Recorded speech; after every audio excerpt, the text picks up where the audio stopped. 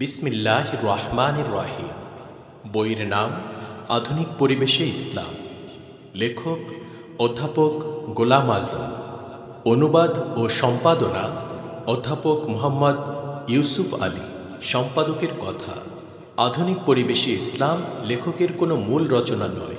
ইসলামী আন্দোলনকে সামনে রেখে বাংলাদেশের রাজনৈতিক পট পরিবর্তনের পূর্বে আ গাইড টু ইসলামিক মুভমেন্ট নামক যে মূল্যবান বইটি প্রণয়ন ও প্রকাশ করেছিলেন, সে বইটির অংশবিশেষের অনুবাদ ও সম্পাদনা। বিজ্ঞানের আবিষ্কারের ফলশ্রুতিতে যে আধুনিক সভ্যতা গড়ে উঠেছে, শিল্পকলা, সাহিত্য, চারুকলা, সিনেমা শিল্প ইত্যাদি, তার আনুষঙ্গিক আবশ্যকীয় দিক। অপরদিকে গড়ে উঠেছে জাতীয়তাবাদ, পুঁজিবাদ, কমিউনিজম, সমাজবাদ, গণতন্ত্র ইত্যাকার বিভিন্ন মতবাদ ও ইজম।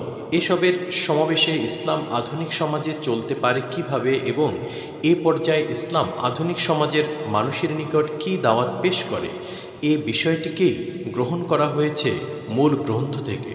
বলা বাহুল্য, রাজনৈতিক পট পরিবর্তনের কারণে গ্রন্থটির পূর্ণ ও হুবহু প্রকাশ সময় উপযোগী নয় বিবেচনা করেই কেবলমাত্র বর্তমান সময়ে সামঞ্জস্যশীল অংশটুকুই পুস্তিকাকারে প্রকাশ করা হলো। আধুনিক পরিবেশ ও ইসলাম সম্পর্কে যারা চিন্তাভাবনা করেন, তাদেরকে পুস্তিকাটি যদি কোনো আলোর সন্ধান দিতে সক্ষম হয়, তাহলেই আমাদের শ্রম সার্থক হবে।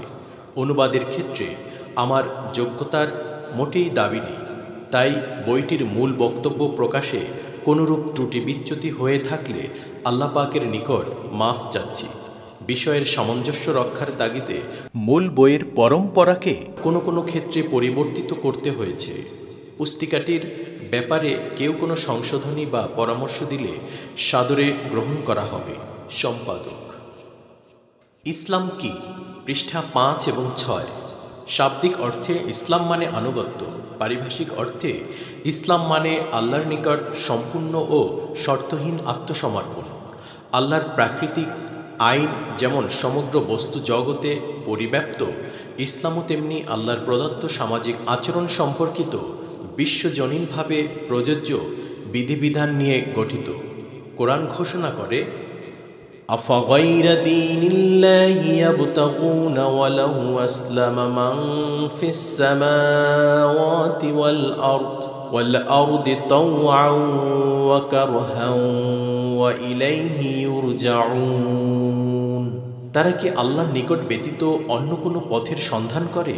অথচ আসমান জমিনে যা কিছু আছে, তারা সবাই ইচ্ছায় হোক বা অনিচ্ছায় হোক তার নিকট আত্মসমর্পণ করেছে এবং তারই নিকট সবাইকে ফিরিয়ে আনা হবে।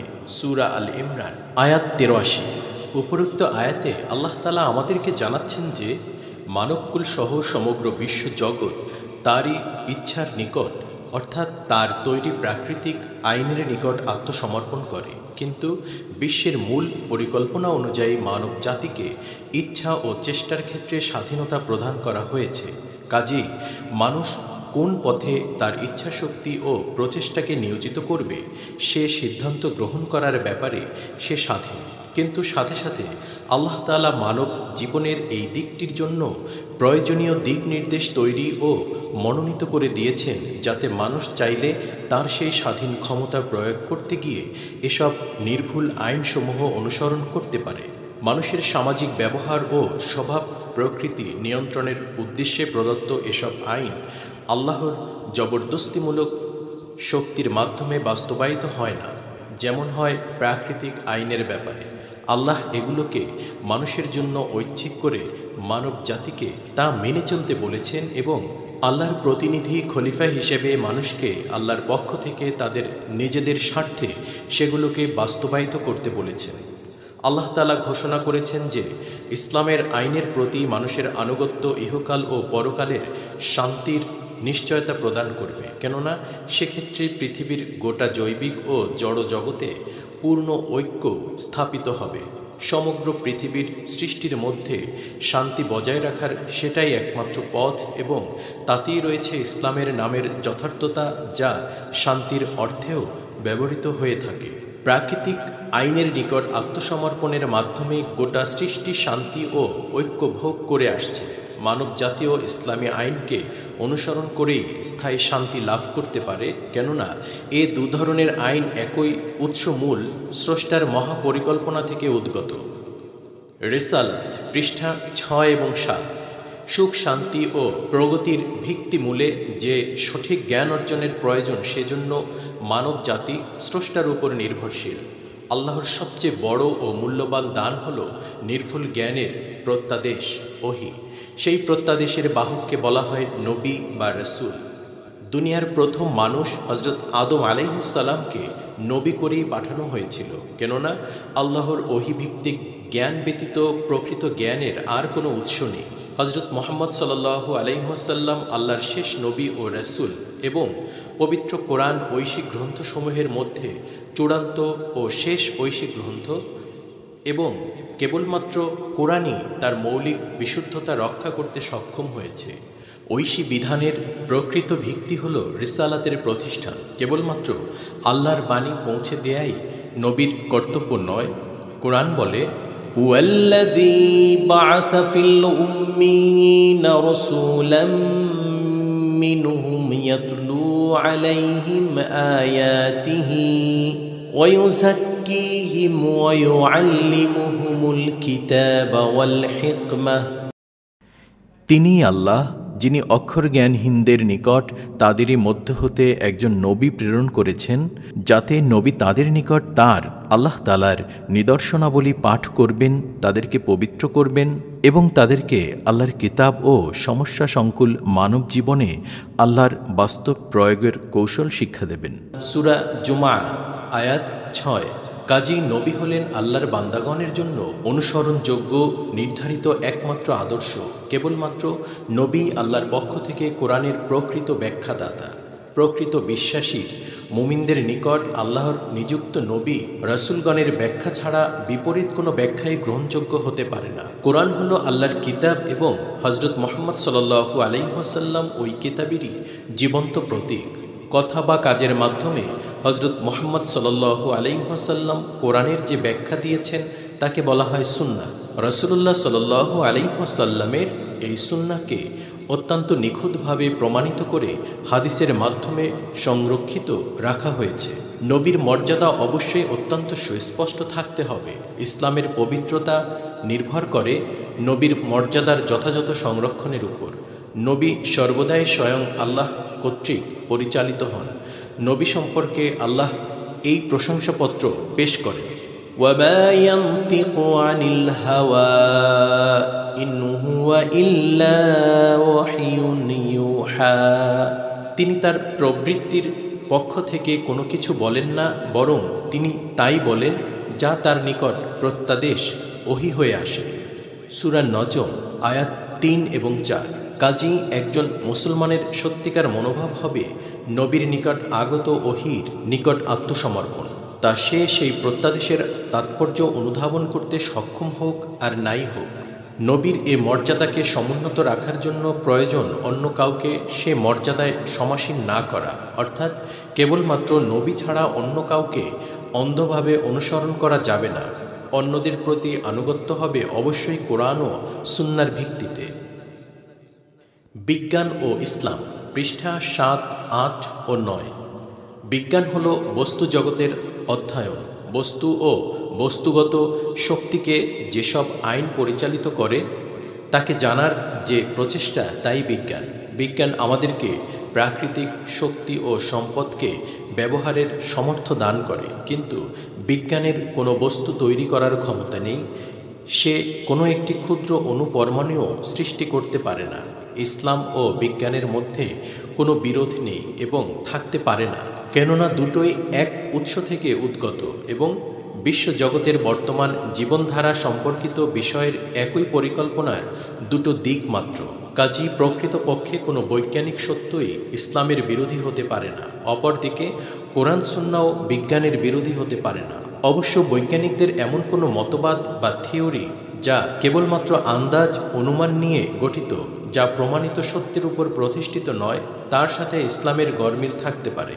পরিষ্কারভাবে এটা বুঝতে হবে যে বিজ্ঞান মানে কেবলমাত্র সেই জ্ঞান যা পর্যবেক্ষণ ও বস্তুর পরীক্ষার মাধ্যমে লব্ধ এবং যা সন্দেহাতীত সত্য বলে পরীক্ষিত, কেবলমাত্র চরম অজ্ঞানতা বা যথার্থ বুদ্ধি বিচক্ষণতার অভাব হেতুই কতিপয় তথাকথিত আধুনিকতাবাদীরা ইসলামকে বিজ্ঞানের বিরোধী বলে মনে করে এবং কতিপয় বগধার্মিকও বিজ্ঞানকে ইসলাম বিরোধী বলে মনে করেন। যে ক্ষেত্রে জীবনের ও প্রকৃতির আইনের উভয় স্রোতধারাই মহাশক্তিশালী আল্লাহর নিকট থেকে আগত, সেক্ষেত্রে কিভাবে তা ইসলাম বিরোধী বা তার বিপরীত হতে পারে? কিন্তু আধুনিক মানুষকে বিজ্ঞানের ব্যাপারে খুব বেশি উৎসাহী দেখা যায়। তারা বৈজ্ঞানিক আবিষ্কারাদি থেকে অনেক বেশি কিছু আশা করে। তাদের অনেকে আবার বিজ্ঞানের সীমাবদ্ধতাকে অনুধাবন করতে পারে না। প্রকৃতপক্ষে বিজ্ঞানের পরিধির প্রকৃতি গুপ্ত সম্পদ আবিষ্কারের মধ্যেই সীমাবদ্ধ। উক্ত গুপ্ত সম্পদ ব্যবহারে বিজ্ঞান মানবতাকে পরিচালিত করতে পারে না। উদাহরণস্বরূপ, বিজ্ঞান আণবিক শক্তিকে কেবলমাত্র ব্যবহারের জন্য প্রস্তুত করে দিয়েছে, কিন্তু এ বিরাট শক্তি কিভাবে ব্যবহার করা যাবে সে সম্পর্কে সে চুপচাপ। এখান থেকেই সঠিক পরিচালনার প্রয়োজনীয়তা দেখা দেয় এবং এখান থেকেই ঐশী জ্ঞানের কাজ শুরু হয়। ইসলামের কাজ হলো মানবতাকে তার শারীরিক শক্তি, প্রাকৃতিক সম্পদ ও তাদের পারস্পরিক সম্পর্কের ব্যাপারে তারা কী ধরনের আচরণ করবে সে সম্পর্কে তাদেরকে সঠিকভাবে পরিচালিত করা। কাজেই বিজ্ঞানের কাজ যেখানে শেষ হয়, নবী রাসূলদের কাজ সেখান থেকেই শুরু হয়। অন্য কথায় বলা গেলে বলা যায়, তারা একে অপরের সম্পূরক, একে অপরকে অস্বীকার করে না। একটি বস্তু জগৎকে গবেষণা করে নিত্য নতুন জিনিস বের করে, অপরটি তা কোথায় এবং কিভাবে ব্যবহার করতে হবে তা আমাদেরকে জানিয়ে দেয়। বিজ্ঞান সম্পর্কে অপর একটি মহাসত্য হলো এই যে এর পরিধি কেবলমাত্র বস্তু ও বস্তুগত শক্তির মধ্যেই সীমাবদ্ধ। তার বাইরে কোনো কিছুর ব্যাপারে বিজ্ঞান কোনো মতামত দেয় না, দিতে পারে না। মৃত্যুর পর কোনো জীবন আছে কি নেই, কোনো হাসর নাসর হবে কি হবে না, এ ব্যাপারে বিজ্ঞান কিছুই বলতে পারে না। কোনো বৈজ্ঞানিক তার গবেষণাগারে গবেষণা করে একথা বলে দিতে পারে না যে মিথ্যা কথা বলা অন্যায়, কেননা তার নিকট মিথ্যা হলো কেবল তাই যা কোনো একটি বস্তুগত মতকে অস্বীকার করে। কাজেই এমনি ধরনের বিষয় বিজ্ঞানের আওতার বাইরে। অতএব বিজ্ঞানের নামে পরকালকে অবিশ্বাস করা বা অস্বীকার করাই সর্বাধিক অবৈজ্ঞানিক কাজ। একজন দার্শনিকের ভাষায় বলতে গেলে আধুনিক মানুষের সবচেয়ে বেদনাদায়ক দিক হলো সেই অনস্বীকার্য সত্য যে সে আজ বিজ্ঞানের সহায়তায় ক্ষুদ্রতম পাখির চেয়ে দ্রুততর উড়ে যেতে পারে, দ্রুততম চতুষ্পদ জন্তুর চেয়ে দ্রুততর দৌড়াতে পারে, দ্রুততম জলজ জন্তুর চেয়ে দ্রুততর সাঁতার কাটতে পারে, কিন্তু সে এ বিশ্ব চরাচরে মানুষের ন্যায় বসবাস করতে ব্যর্থ হয়েছে। বিশ্লেষণের দৃষ্টিতে পর্যালোচনা করলে দেখা যায় যে এর একমাত্র কারণ হলো ওই ঐশী নির্দেশের অনুপস্থিতি, যা সে খুব সতর্কতার সাথে এড়িয়ে যেতে সচেষ্ট। সংস্কৃতি ও ইসলাম, পৃষ্ঠা ৯ এবং ১০। সংস্কৃতি হল কোনো একটি বিশেষ মানব গোষ্ঠীর জীবনযাপনের নৈপুণ্য। তার বিভিন্ন শাখা হলো ধর্ম, ভাষা, রীতিনীতি, ঐতিহ্য, ব্যবহারের ধরন, স্থাপত্য শিল্প, সূক্ষ্মতর আবেগসমূহের প্রকাশ পদ্ধতি এবং অন্যান্য রীতিনীতি যা উক্ত গোষ্ঠীর সাধারণ সামাজিক উত্তরাধিকার এবং যা অন্যান্য গোষ্ঠী থেকে আলাদা আলাদাভাবে গড়ে উঠেছে, যদিও তা উক্ত গোষ্ঠীর আদর্শবাদের পরিচালনায় মৌলিক বিষয়সমূহের সীমাবদ্ধ পরিসরে পরিবর্তনযোগ্য। ইসলাম কোরআন ও সুন্নাহর সীমার আওতায় ইসলামী সংস্কৃতির উন্নয়ন ও অগ্রগতি সমর্থন করে এবং সংস্কৃতির যে কোনো ক্ষেত্রে সে সীমার বাইরে চলে যাওয়ার বিরোধিতা করে। ইসলামী সংস্কৃতি ও মুসলিম সংস্কৃতির মধ্যে কার্যত একটি পার্থক্যের সৃষ্টি হয়ে গিয়েছে। বিভ্রান্ত মুসলমানগণ বিজাতীয় সংস্কৃতি থেকে ধার করে তাদের সংস্কৃতিতে যা সংযোজন করে তা মোটেই ইসলামী সংস্কৃতি নয়। ইসলামী সংস্কৃতি কোনো অবস্থাতেই কোরআন ও সুন্নাহ বিরোধী হতে পারে না। একটি আত্মমর্যাদা সম্পন্ন জাতির সবচেয়ে উল্লেখযোগ্য নিদর্শন হল বিজাতীয় সংস্কৃতির জোয়ারের মুখে নিজেদের সংস্কৃতি সংরক্ষণের শক্তি ও সমর্থ রাখে। রাজনৈতিক স্বাধীনতা বজায় রাখার চেয়েও এটি বেশি গুরুত্বপূর্ণ। ইতিহাসের পাতায় এর ভুরি ভুরি নজির পাওয়া যায় যে রাজনৈতিক বিজয়ের পূর্বশর্ত হিসেবে সাংস্কৃতিক বিজয় ঘটেছে। এ দৃষ্টিতে সাংস্কৃতিক গোলামি রাজনৈতিক পরাধীনতার চেয়েও গ্লানিকর। কোনো দেশ রাজনৈতিক ও অর্থনৈতিক গোলামিতে ভুগতে থাকলে কোনো এক সুবিধাজনক পর্যায়ে সে শৃঙ্খল থেকে মুক্তি লাভ করার সুযোগ পেতে পারে, কিন্তু যে জাতি একবার সাংস্কৃতিক গোলামিতে অভ্যস্ত হয়ে উঠেছে সে এটা অনুধাবন করতেই ব্যর্থ হয়ে পড়ে যে তাকে তার সাংস্কৃতিক প্রভুদের বিরুদ্ধে রুখে দাঁড়ানো উচিত, এবং এরূপ এক জাতি তার রাজনৈতিক স্বাধীনতা লাভ করার পরও কোনো কিছুই লাভ করতে পারে না। শিল্পকলা, সাহিত্য ও ইসলাম, পৃষ্ঠা 10। সাহিত্য হল জীবনের প্রতিচ্ছবিমূলক আক্ষরিক বর্ণনা, মানব সমাজে কি রয়েছে তার একটি সূক্ষ্মতর প্রতিফলন। কোনো মানবিক কাজই নির্দিষ্ট কোনো উদ্দেশ্য ব্যতীত সংগঠিত হয় না, এবং সাহিত্য প্রচেষ্টাও এ ব্যাপারে কোনো ব্যতিক্রম নয়। শিল্পকলার জন্য শিল্পকলা একটি মৃত দর্শন। শিল্পকলা অবশ্যই হবে জীবনের জন্য, এবং জাতিতে জাতিতে জীবনের ধারণা হয় ভিন্ন ভিন্ন। একজন মুসলমানের তৈরি সাহিত্যে ইসলাম পরিচালিত জীবনের দৃষ্টিভঙ্গি ও আবেগের প্রতিফলন হওয়া উচিত। কোনো একটি ইসলামী সমাজ এ ধরনের সাহিত্য বরদাস্ত করতে পারে না যা ইসলামের নৈতিক সীমাকে অতিক্রম করার উৎসাহ যোগায় এবং ইসলামী মূল্যবোধের ধারণাকে দুর্বল করে। চারুকলা ও ইসলাম, পৃষ্ঠা 10। চারুকলা হলো অভ্যন্তরীণ ভাবধারা প্রকাশের ওইসব মাধ্যম যা মানুষের আবেগকে নাড়া দেয়। আবেগ হলো চালিকা শক্তি যা মানুষকে কাজের উত্তপ্ত ময়দানে নিক্ষেপ করে। ইসলাম আবেগকে যথাযথ গুরুত্ব দেয়া সত্ত্বেও আবেগকে বুদ্ধিবৃত্তির উপর অধিক গুরুত্ব দেয়া সমর্থন করে না। আবেগ বুদ্ধিবৃত্তির মাধ্যমে পরিচালিত হলে আশ্চর্য ধরনের ফল লাভ করতে পারে। ইসলাম চারুকলার বিরোধী নয়। ইসলাম কেবলমাত্র প্রয়োজনীয় নৈতিক সীমা নির্ধারণ করে যাতে চারুকলার মাধ্যমে সমূহ ইসলামী মূল্যবোধ বাস্তবায়নে অবদান রাখতে পারে। ইসলামের কথা দূরে থাকুক, একজন জাগ্রত বিবেকবান নাস্তিকও তথাকথিত চারুকলা শিল্প সমর্থন করবে না, যা নৈতিকতাহীনতার দিকে ঠেলে দেয় এবং পাপ প্রবণতাকে উৎসাহিত করে। সিনেমা শিল্প ও ইসলাম, পৃষ্ঠা 11। সিনেমা শিল্প ও টেলিভিশন নিঃসন্দেহে শক্তিশালী গণশিক্ষার মাধ্যম। যন্ত্রটি নিজে কোনো ক্রমেই অনইসলামিক নয়। যা আপত্তিকর তা হলো তার অপব্যবহার। বর্তমানে বিবেকহীন লোকেরা একে কেবলমাত্র বাণিজ্যিক উদ্দেশ্যেই ব্যবহার করে থাকে। আজকে এটা আমাদের যুবকদের নৈতিক মেরুদণ্ডকে দ্রুত ধ্বংস করে দিচ্ছে, অথচ এর সদ্ব্যবহার দ্রুততার সাথে তাদের চরিত্র গড়ে তুলতে পারে। ইসলামের প্রাধান্য, পৃষ্ঠা 11 ও 12। ইসলাম অন্য কোনো জীবন বিধানের অধীনে বেঁচে থাকার জন্য আসেনি, কারণ কোনো ব্যবস্থাই অন্য একটি জীবন বিধানের অধীনে বেঁচে থাকতে বা উন্নতি লাভ করতে পারে না। শুধুমাত্র ধর্ম হলে তা পারা যায়, কিন্তু কোনো নবী ইসলামকে শুধুমাত্র ধর্ম হিসেবে প্রচার করেননি।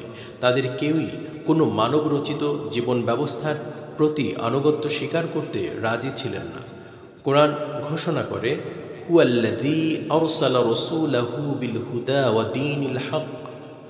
দীনিল হক লিইয়ুযহিরাহু আলাদ দীনি কুল্লিহি ওয়া কাফা বিল্লাহি শাহীদা। তিনি সেই আল্লাহ যিনি তার বাণী বাহককে হেদায়েত ও সত্য দ্বীন সহ এজন্য পাঠিয়েছেন যে তিনি অন্যান্য সকল মতাদর্শের উপর একে বিজয়ী মতাদর্শরূপে প্রতিষ্ঠিত করবেন, আর আল্লাহ এ ব্যাপারে সাক্ষী হিসেবে যথেষ্ট। কাজী যদি আমরা নিষ্ঠা ও বিশ্বস্ততার সাথে ইসলামকে অনুসরণ করতে চাই, তাহলে আমাদেরকে অবশ্যই অন্যান্য সকল জীবন ব্যবস্থার উপর ইসলামের প্রাধান্যের জন্য চূড়ান্ত প্রচেষ্টা চালাতে হবে। সকল নবী রাসূলই এই দৃষ্টিতে বিপ্লবী নেতা ছিলেন। তারা ঐশী বিধানের প্রাধান্যের জন্য সংগ্রাম করে গেছেন।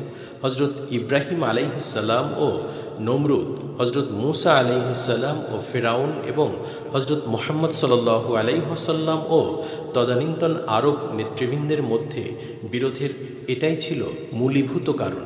আজকের দিনেও এটাই স্বাভাবিক যে যারা ইসলামী জীবন বিধান বাস্তবায়নে সচেষ্ট হবে এবং যারা তাদের নিজেদের প্রবৃত্তি বা মানব তৈরি বিধান অনুযায়ী শাসন করতে চায় বা যারা ক্ষমতাসীন, তাদের মধ্যে একই ধরনের দ্বন্দ্ব সংগ্রাম চলবে। এ পর্যায়ে এটা বলা সঙ্গতিহীন হবে না যে ধর্মনিরপেক্ষতাবাদী এবং কেবলমাত্র ধর্মীয় নেতৃবৃন্দ বা এমন সব সংগঠন যাদের ধর্মবোধের ধারণা কেবলমাত্র কতিপয় ধর্মীয় আচার অনুষ্ঠান পালনের বাইরে যায় না, বা দেশে কোনো ধরনের আইন শাসন বা জীবন বিধান প্রাধান্য লাভ করল তা নিয়ে যারা কোনো চিন্তাভাবনা করে না, তাদের মধ্যে কদাচিৎ কোনো বিরোধ দেখা যায়। এ ধরনের ধর্মের ধ্বজাধারীরা, তা তারা পীরই হোক বা ওলামা, সন্ন্যাসী হোক বা পুরোহিত, ইসলামী বিপ্লবের এ সংগ্রামের পথে সহায়তা না করে সাধারণত বিরোধিতাই করে থাকে। আমাদের মনে রাখা দরকার যে যুগে যুগে যেসব নবী রাসূল এসেছেন তারা সবাই শশা যুগের বিরাট বিপ্লবী ব্যক্তিত্ব ছিলেন এবং কেবলমাত্র সাহসী ও একনিষ্ঠ ব্যক্তিগণই তাদের সত্যিকার অনুসারী হতে পারে। যারা সুবিধাবাদী, দুনিয়ার সুখ স্বাচ্ছন্দ্য যাদের কাম্য, যারা নৈতিক সাহস, হিম্মত এবং ত্যাগ কোরবানির মনোভাব বর্জিত এবং সহজ জীবনযাপনই যাদের জীবনের লক্ষ্য, এমনকি যারা কঠোর সংযমী, তাপস ও দরবেশ, তারা ব্যক্তিগত জীবনে যতই ধর্মপরায়ণতা পালন করুক না কেন, তারা সেই বিপ্লবী মনোভাবের পরীক্ষায় উত্তীর্ণ হতে পারে না। বিপ্লবী আন্দোলন ব্যতীত ইসলামের প্রাধান্য সম্ভব নয় এবং কেবলমাত্র সৃজনশীল আবেগ উদ্দীপনা ও আদর্শিক আগ্রহ অনুভূতি সম্পন্ন সাহসী ও ত্যাগের মনোভাবে উজ্জীবিত ব্যক্তিরাই এ ধরনের আন্দোলন পরিচালনা করতে পারে। ইসলামের উদাত্ত আহ্বান, পৃষ্ঠা 12 এবং 13। আল্লাহ তাআলা বলেন, ইসলামকে পরিপূর্ণরূপে গ্রহণ করো। আল বাকারা 208। আল্লাহ আংশিক আনুগত্যে সন্তুষ্ট নন। ইসলাম কেবলমাত্র আধ্যাত্মিক বিষয়ের আনুগত্যই দাবি করে না, ইসলাম মানব জীবনের সকল বিষয় নিয়ন্ত্রণ ও কর্তৃত্ব চায়। ইসলাম চায় বিশ্বজাহানের মালিকের নিকট সম্পূর্ণ আত্মসমর্পণ। নিখিল জগতের স্রষ্টা কিভাবে এ কথার উপর সন্তুষ্ট থাকতে পারে যে তার শ্রেষ্ঠ জীব হয় তাকে স্বীকার করুক অথবা অন্য যে কাউকে তাদের প্রভু বলে মেনে চলুক।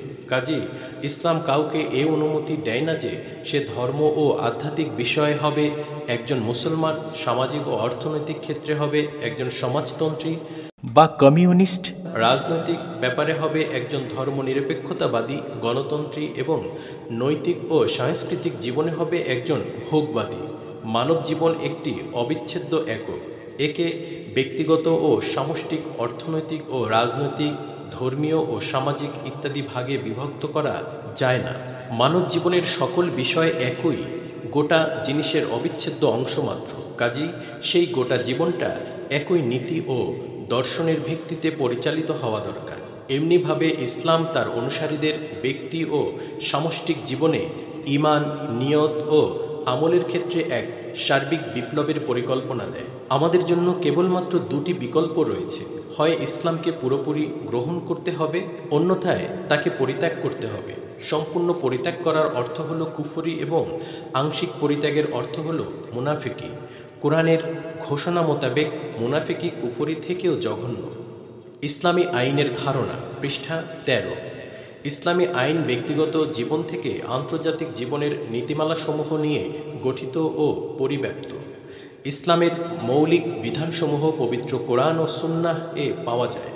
ইসলামী সমাজের অন্যান্য আইনসমূহ এসব মৌলিক বিধানের সাথে সঙ্গতিপূর্ণ হতে হবে।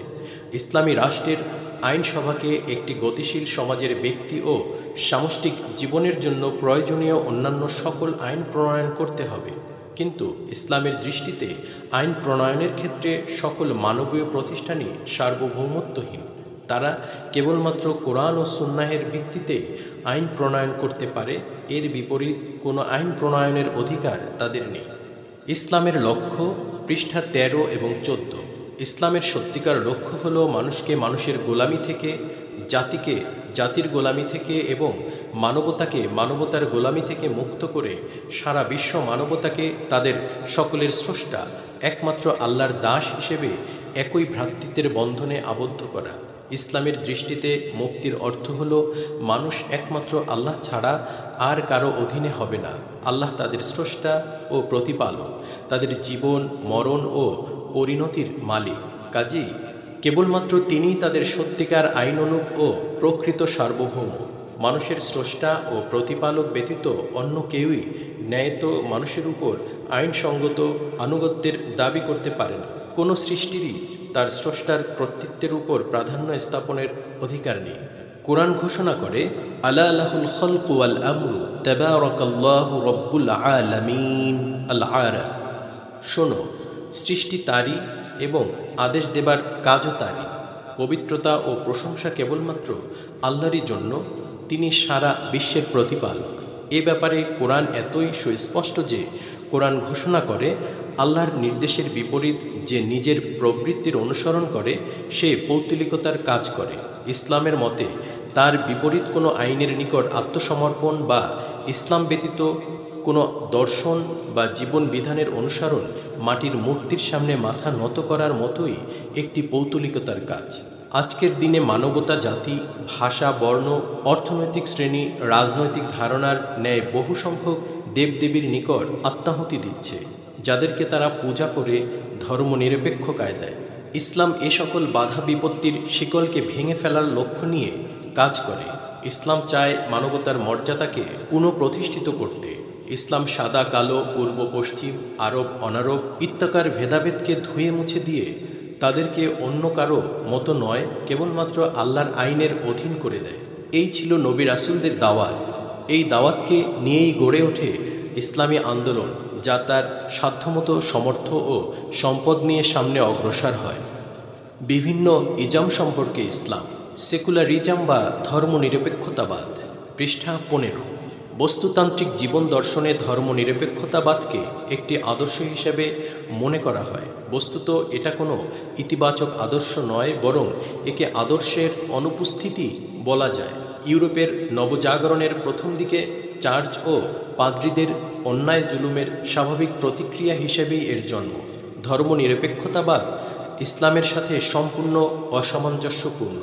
আল্লাহকে কেবলমাত্র ব্যক্তিগত জীবনেই মানতে হবে, সামষ্টিক জীবনের হেদায়েত দানে তিনি অসমর্থ, এরূপ ধারণা ও বিশ্বাস ইসলামের দৃষ্টিতে হাস্যম্পদ।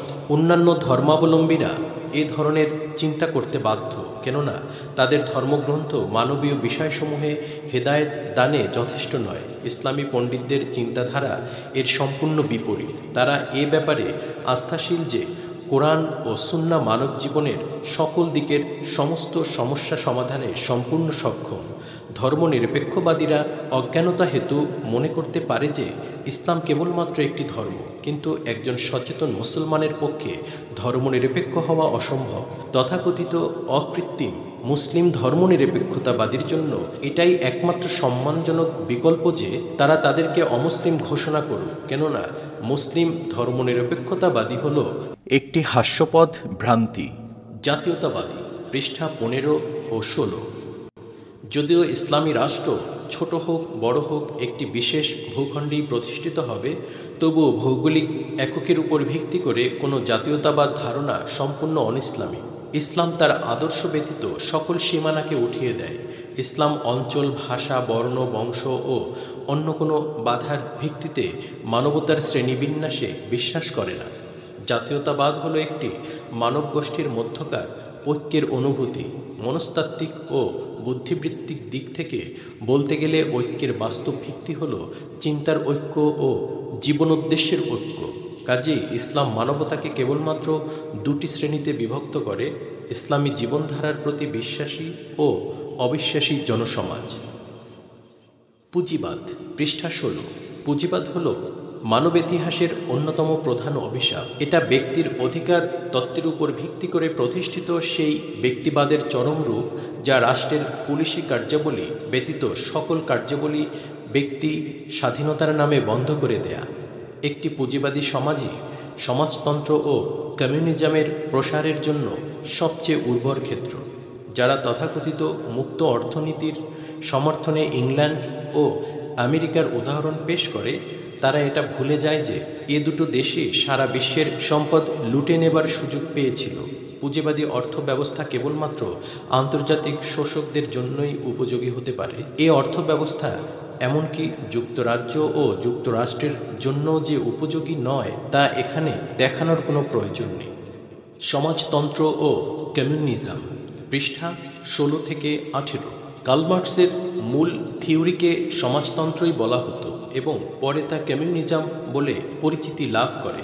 কতিপয় কারণে কমিউনিজম পরিভাষাটি বদনাম অর্জন করে এবং বর্তমানে আবার সেই পুরনো নাম সমাজতন্ত্রই ব্যবহৃত হচ্ছে। অবশ্য এ দুয়ের মধ্যে একটি পার্থক্য রয়েছে বলে মনে করা হয়, কিন্তু সেই পার্থক্য কেবলমাত্র মাত্রা ও প্রয়োগ পদ্ধতির দিক থেকে, দর্শন ও নীতির দিক থেকে নয়। পুঁজিবাদের প্রতি যে ঘৃণা তা সমাজতন্ত্রের দিকে আকর্ষণ সৃষ্টি করেছে, কেননা আমাদের বুদ্ধিজীবীদের নিকট অন্য কোনো বিকল্প অর্থব্যবস্থা জানা নেই।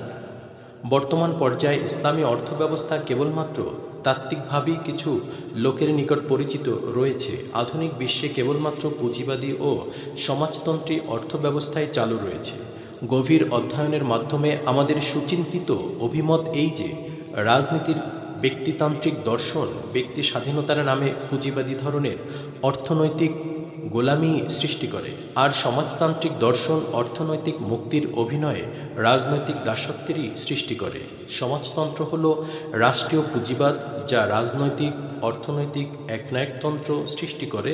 রাষ্ট্রীয় ও অর্থনৈতিক ক্ষমতা একই সংস্থার হাতে একীভূত করে। কে এই সত্য অস্বীকার করতে পারে যে ক্ষমতা সর্বদাই দুর্নীতি সৃষ্টি করে এবং সর্বময় ক্ষমতা সার্বিকভাবেই দুর্নীতির সৃষ্টি করে? মৌলিক অধিকারের যুক্তিযুক্ততার নীতি, সরকারি নির্যাতনের বিরুদ্ধে ব্যক্তির অধিকারের স্বীকৃতি এবং সর্বপ্রকার গণতান্ত্রিক প্রতিষ্ঠান কেবলমাত্র রাজনৈতিক কর্তৃত্বের অপব্যবহারকে রোধ করার জন্যই প্রতিষ্ঠিত হয়। সমাজতান্ত্রিক শাসনের অধীনে ব্যক্তি স্বাতন্ত্র্যের নিশ্চয়তা বিধানের ব্যাপারে বলা যায় যে, সেখানে গণতান্ত্রিক পদ্ধতির মাধ্যমে সরকার পরিবর্তনের কোনোই সুযোগ হতে পারে না। এটা অস্বাভাবিক নয়, কেননা এ ব্যবস্থা দেশের সকল নাগরিককে সরকারি কর্মচারীতে পরিণত করে। যেখানে উৎপাদন ও বন্টনের উপায় উপকরণ রাষ্ট্রের মালিকানাধীন এবং সরকার কর্তৃক নিয়ন্ত্রিত, সেখানে নাগরিকবৃন্দ স্বাভাবিকভাবেই সরকারি চাকরে পরিগণিত হয়। সর্বাধিক গণতান্ত্রিক রাষ্ট্র তার সরকারি কর্মচারীদেরকে খোলাখুলিভাবে সরকারি নীতির সমালোচনা করার এবং জনগণকে একটি বিকল্প সরকার গঠনের জন্য সংগঠিত করার অনুমতি দেয় না। কাজেই সমাজতান্ত্রিক দেশে গণতন্ত্রের অনুপস্থিতি সম্পূর্ণ স্বাভাবিক। অর্থনীতি ও রাজনীতির মধ্যে সম্পর্ক অত্যন্ত গভীর। প্রতিটি অর্থনৈতিক ব্যবস্থাই প্রতিটি রাজনৈতিক সংগঠনে খাপ খায় না। গণতন্ত্রের সাথে সমাজতন্ত্র চলতে পারে না এবং অর্থনৈতিক মুক্তি ও পুঁজিবাদ একত্রে থাকতে পারে না। মানুষ কেবলমাত্র একটি অর্থনৈতিক জীবই নয়, মানুষ জেলের ভিতর ভালো খাদ্য পেয়েই সন্তুষ্ট হতে পারে না। সে তার স্বাধীনতার জন্য প্রয়োজনে না খেয়ে থাকতে পারে। কাজেই সমাজতন্ত্র যদিও তার অর্থনৈতিক প্রয়োজন পূরণ করতে পারে, কিন্তু রাজনৈতিক মুক্তি ব্যতীত সে সন্তুষ্ট হতে পারে না। এক্ষেত্রে সমাজতন্ত্র ব্যর্থ হয়েছে। অনুরূপভাবে অর্থনৈতিক মুক্তি ব্যতীত রাজনৈতিক স্বাধীনতা অর্থহীন। এটা সুস্পষ্ট যে পুঁজিবাদী ধরনের কল্যাণ রাষ্ট্র বা উৎপাদন উপায় ও বন্টনের সমাজতান্ত্রিককরণ কোনোটাই রাজনৈতিক স্বাধীনতা ও অর্থনৈতিক মুক্তির যে লক্ষ্যমাত্রা তা অর্জনে সক্ষম হতে পারে না। যারা সমস্যার এই জটিলতাকে অনুধাবন করে, তাদের প্রতি আবেদন এই যে, ইসলামী অর্থ ব্যবস্থাকে বুঝবার জন্য চেষ্টা ও কষ্ট স্বীকার করুন। তাদেরকে এও স্মরণ রাখতে অনুরোধ করা হচ্ছে যে, প্রয়োজন বোধে কোনো বিষয়ে রাষ্ট্রীয় নিয়ন্ত্রণ অনইসলামিক নয়, কিন্তু মালিকানা অবশ্যই ব্যক্তিগত থাকতে হবে। কোনো বিশেষ সম্পদ অন্যায়ভাবে অর্জিত হয়েছে বলে প্রমাণিত হলে রাষ্ট্র নিশ্চয়ই উক্ত সম্পদ বাজেয়াপ্ত করতে পারে না। অধিকন্তু কোনো প্রতিষ্ঠানের মালিক যদি তার কর্মচারীদের যথার্থ সুযোগ সুবিধা প্রদানে বিধি বিধান মেনে চলতে অস্বীকার করে, তাহলে রাষ্ট্র তার মালিককে তা রাষ্ট্রের নিকট বিক্রয় করে ফেলতে বাধ্য করতে পারেন। গণতন্ত্র, পৃষ্ঠা 18। আধুনিক গণতন্ত্র ও ইসলামী রাষ্ট্র ব্যবস্থার মধ্যে অনেক মিল এবং বহু প্রকার অমিল রয়েছে। সবচেয়ে বড় পার্থক্য হল সার্বভৌমত্বের ধারণা সম্পর্কে। ইসলামের দৃষ্টিতে সার্বভৌমত্ব কেবলমাত্র আল্লাহর হাতে এবং জনগণ পরোক্ষ ও প্রত্যক্ষভাবে তাদের প্রতিনিধিদের মাধ্যমে কোরআন সুন্নাহর বিপরীত পথে নয়, বরং সেই মোতাবেক আইন প্রণয়ন করতে পারে। রাষ্ট্রনীতির ঘোর প্যাচের মধ্যে সার্বভৌমত্বের স্থান নির্ধারণের সমস্যা এক চিরস্থায়ী সমস্যা। একে কেবলমাত্র আল্লাহর হাতে অর্পণ করেই এ সমস্যার সমাধান করা যেতে পারে।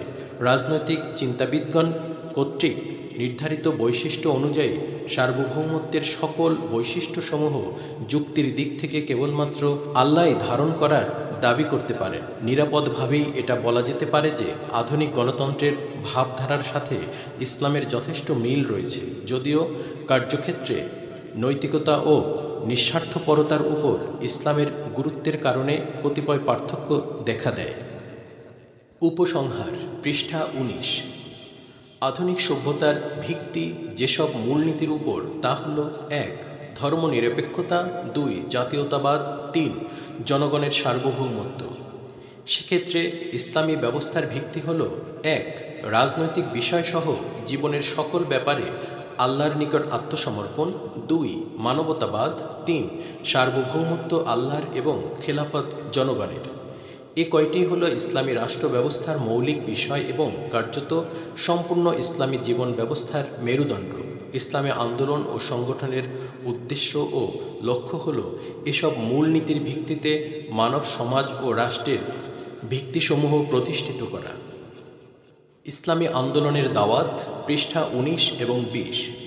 ইসলামী আন্দোলন সাধারণভাবে মানব জাতিকে এবং বিশেষভাবে মুসলমানদিগকে আল কোরআন ও হজরত মুহাম্মদ সাল্লাল্লাহু আলাইহি ওয়াসাল্লামের বিপ্লবী আন্দোলন থেকে গৃহীত ৩ দফা দাওয়াত গ্রহণ করার আবেদন পেশ করে। এ দাওয়াত মানুষের ব্যক্তিগত ও সামষ্টিক জীবনের সকল দুর্গতির প্রতিষেধক। প্রথম দফা দাওয়াত গোটা বিশ্ব মানবতাকে নিম্নোক্ত ভাষায় উদাত্ত আহ্বান জানায়: ১. গোটা বিশ্বজাহানের প্রভুই আপনার একমাত্র সার্বভৌম প্রভুরূপে এবং তার বাণীবাহক নবীকে আপনার জীবনের সকল ক্ষেত্রের প্রশ্নাতীত নেতারূপে গ্রহণ করুন। যে ব্যক্তি উক্ত নীতিকে গ্রহণ করে নেন তাকে এরই স্বাভাবিক ফল হিসেবে দ্বিতীয় দফা দাওয়াত গ্রহণ করার অনুরোধ করা হয়। ২. সকল প্রকার মুনাফিকি পরিত্যাগ করুন।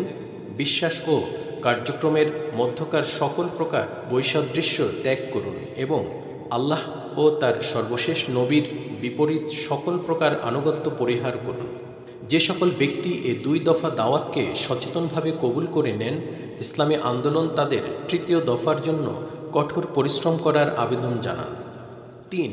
যদি আপনার জীবনকে আপনার বিশ্বাস অনুযায়ী পরিচালিত করতে চান, তাহলে জীবনের সকল ক্ষেত্রে সকল প্রকার ধর্মনিরপেক্ষ ও খোদাহীন নেতৃত্ব থেকে মুক্তি লাভ করুন এবং যারা ব্যক্তিগতভাবে আল্লাহর আনুগত্য ও তার নবীর অনুসরণ করে চলে সেসব খোদাভীরু ও সৎ লোকের নেতৃত্ব প্রতিষ্ঠিত করুন। যারা এ দাওয়াতের সত্যকে অনুধাবন করবে তারা ইসলামী আন্দোলনের সাথে সহযোগিতা করুন, আর যারা ইসলামী আন্দোলনের পথে প্রতিবন্ধকতা ও বাধার সৃষ্টি করে তারা তাদের আচরণের জন্য আল্লাহর দরবারে জবাবদিহি করার জন্য তৈরি হন। এই বিপ্লবী দাওয়াতের তাৎপর্য এর মধ্যেই নিহিত রয়েছে। কে এ সত্যকে অস্বীকার করতে পারে যে মানুষের উপর মানুষের চূড়ান্ত সার্বভৌমত্বই মানব সম্পর্কিত সকল অসুবিধার মূলীভূত কারণ এবং কেবলমাত্র আল্লাহর সার্বভৌমত্বই ব্যক্তি, গোষ্ঠী ও জাতির মধ্যকার সম্পর্ককে সঠিক ও যথার্থ করে তুলতে পারে। যুক্তিসঙ্গত এটাই যে আল্লাহর বাণীবাহক নবী ব্যতীত অন্য কোনো মানুষই মানুষের আদর্শ হতে পারে না। হজরত মুহাম্মদ সাল্লাল্লাহু আলাইহি ওয়াসাল্লাম সর্বশেষ নবী ও রসুল এবং তার মাধ্যমে সকল নবীকে মানা যেতে পারে। মনে করা যায় যে মুসলমানগণ কালেমা তাইয়্যিবার মধ্যেই এই নীতিকে কবুল করে নিয়েছে, কিন্তু তাদের অধিকাংশই তাদের প্রচারিত বিশ্বাস ও বাস্তব জীবনের মধ্যে জঘন্য রকমের বৈপরীত্যে ভোগে। সকল সমস্যার বড় সমস্যা হলো সৎ, নিঃস্বার্থ ও ত্যাগী নেতৃত্বের অভাব।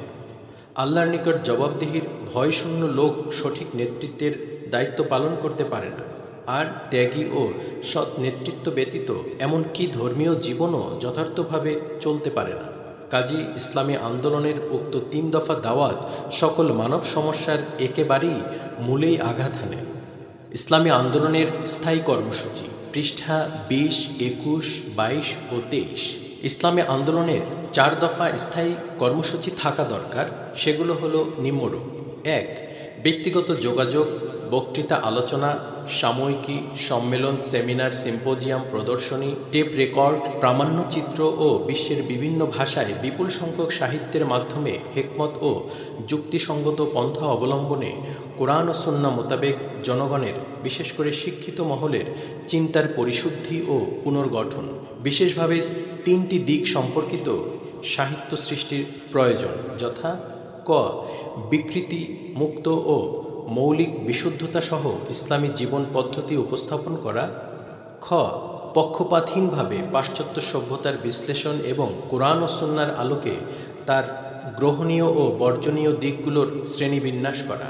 গ বর্তমান সময়ে মানুষ যেসব সমস্যার মোকাবেলা করছে তার সকল দিকগুলোর বিশ্লেষণ এবং বিভিন্ন মানবরচিত আদর্শভিত্তিক সম্পূর্ণ অসন্তোষজনক সমাধানের পরিবর্তে সমস্যাগুলোর সঠিক ইসলামী সমাধান পেশ করা। 2 সমাজে যারা পূর্ব থেকেই সৎ অথবা এখন থেকে যারা সৎ জীবনযাপন করতে প্রস্তুত এবং ইসলামী জীবনধারার প্রাধান্য সম্পর্কে যারা আস্থাশীল এবং যারা ইসলামী সমাজ ব্যবস্থা প্রতিষ্ঠার গুরুত্ব সচেতনভাবে উপলব্ধি করে তাদেরকে খুঁজে বের করা, সুষ্ঠু ও নিয়মতান্ত্রিক পদ্ধতিতে তাদেরকে সংগঠিত করা এবং তাদেরকে সভা সমিতি, শিক্ষা কোর্স ও বাস্তবভাবে ময়দানে কাজের মাধ্যমে ধারাবাহিকভাবে জ্ঞান বিজ্ঞান, নৈতিকতা ও রাজনৈতিক ক্ষেত্রে প্রশিক্ষণ দান। 3 সম্ভাব্য সকল উপায়ে জনগণের খেদমত করা, বিভিন্ন ধরনের সমাজসেবামূলক ও সমাজ সংস্কারমূলক কাজের ব্যাপক প্রোগ্রাম নেয়া। এ পর্যায়ে যে কাজ হাতে নেওয়া যেতে পারে সেগুলো হলো: ক অসৎ আমলা ও হয়রানিকারী গুন্ডাদের অত্যাচার নিষ্পেষণের হাত থেকে জনগণকে রক্ষা করা। খ বিনামূল্যে বা স্বল্প মূল্যে মেডিকেল সাহায্য প্রদান। গ গরিব, অসহায়, বিধবা, এতিম, অসমর্থ, দুর্দশাগ্রস্ত ও মুসাফিরদের সাহায্য প্রদান। ঘ জনগণের সহায়তায় গ্রাম্য রাস্তা ও পুল নির্মাণ ও মেরামতের ব্যবস্থা করা এবং দূষিত ও অস্বাস্থ্যকর সব কিছু দূরীকরণ। উ জনগণের প্রয়োজনীয় রিলিফ কার্যে অংশগ্রহণ। চ গরিব ছাত্রদেরকে সাহায্য ও বৃত্তি প্রদান। ছ শিশু ও বয়স্কদের শিক্ষা প্রতিষ্ঠান স্থাপন। সংস্কারমূলক কার্যক্রম। ক ইসলামের সহজ ও সঠিক শিক্ষা প্রদান, জনগণ যাতে আল্লাহ ও রসুলের আনুগত্যে ধাবিত হয় এবং আল্লাহর নিকট জবাবদিহির ভয় নিয়ে কাজ করে তার ব্যবস্থা করা। খ মসজিদ, সামাজিক প্রতিষ্ঠান ও ইসলামী শিক্ষা কেন্দ্রের উন্নয়ন। গ সাধারণ পাঠাগার স্থাপন করে ইসলামী সাহিত্যের ব্যাপক প্রচারের মাধ্যমে ইসলামী ভাবধারার সৃষ্টি হয়, যার ফলে 1 মুসলমানদের মধ্যকার বিকৃত সামাজিক সম্পর্কের কৃত্রিম মতপার্থক্য দূরীভূত হতে পারে। 2 বিভিন্ন গ্রুপ ও ফেরকার ধর্মীয় বিরোধ বন্ধ হতে পারে। 3 জনগণ যাতে ধর্মীয়, সামাজিক ও সাংস্কৃতিক কুসংস্কার থেকে মুক্তি লাভ করতে পারে। 4 জনগণ যাতে সকল প্রকার শোষকদের হাত থেকে নিজেদেরকে রক্ষা করতে পারে। 5 ইসলাম সম্মত যে কোনো জনস্বার্থমূলক কাজ, তা যত ছোট বা সাধারণই হোক না কেন, জনগণ যেন তাকে ঘৃণা না করে। গ আধুনিক জ্ঞান বিজ্ঞান শিক্ষার সাথে সাথে ইসলামী চরিত্র সৃষ্টির উদ্দেশ্যে শিক্ষা প্রতিষ্ঠান স্থাপন। ও ঘুষ, মদ, যৌন বিকৃতিকারক সকল মাধ্যম, মুনাফাখোরি, মৌজুদদারি, কালোবাজারি ইত্যাকার ইসলাম বিরোধী ও সমাজ বিরোধী কার্যকলাপ প্রতিহতকরণে জনগণকে সংগঠিত করা। 4 ইসলামী কর্মসূচির চতুর্থ দফা হল সরকারের পুনর্গঠন। রাষ্ট্র ও জনগণ সম্পর্কিত প্রতিটি ব্যাপারে কোরআন সুন্নাহ মোতাবেক সরকারকে সঠিক পরামর্শ দান ও তদনুযায়ী পরিচালনা করা দরকার। সরকারি নীতি পুনর্গঠনের জন্য এ কর্মসূচির অধীনে নির্বাচনে অংশগ্রহণ ও তার মাধ্যমে সৎ, নির্ভরযোগ্য ও যোগ্য প্রতিনিধি প্রেরণের চেষ্টা করা উচিত। নেতৃত্বের সমস্যার ব্যাপারে নৈরাশ্যজনক ব্যাপার হলো এই যে সৎ ও যোগ্য নেতৃত্বের বড় অভাব রয়েছে। কোনো যোগ্য নেতাকে দেখা যায় যে সে চরম অসৎ, আবার কোনো নেতা যদি সৎ হয় তাহলে সে অযোগ্য বলে প্রমাণিত হয়। সততা ব্যতীত যোগ্যতা বিপজ্জনক, আর যোগ্যতা ব্যতীত সততা অর্থহীন। কাজেই সৎ ও যোগ্য নেতৃত্ব সৃষ্টির মাধ্যমে রাষ্ট্রীয় সংশোধনের কর্মসূচি নিয়ে কাজ করে যেতে হবে।